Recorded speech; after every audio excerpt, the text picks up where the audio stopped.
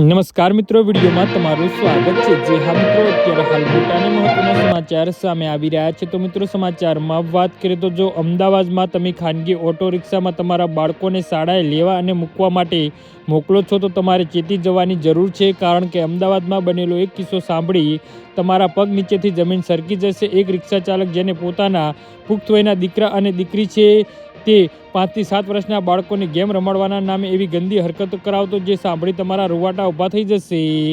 રાજકુમાર રાજપૂત નામના 53 વર્ષીય શખ્સે માનસિક વિકૃતિની તમામ હદો વટાવી નાખી છે। અમદાવાદના રામોલ પોલીસ સ્ટેશન વિસ્તારમાં આરોપી સામે પોસ્કોનો ગુનો નોંધાયો છે। આરોપી રામોલ નજીક આવેલી એક શાળામાં નાના બાળકોને લેવા મૂકવા જતો હતો, જે દરમિયાન ગેમ રમાડવાના નામે બાળકો અને બાળકીઓ પાસે પોતાના ગુપ્ત ભાગને ટચ કરાવતો હતો અને જોકે 6 વર્ષની સગીરાને મિત્રએ તેની માતાને આ અંગે જાણ કરતા એક બાદ એક તમામ બાળકોના માતા પિતાએ ભેગા મળી બાળકોને પૂછપરછ કરતા આરોપીની ગંદી હરકત સામે આવી હતી, જેથી રામોલ પોલીસ સ્ટેશનમાં આરોપી સામે ફરિયાદ નોંધાઈ છે।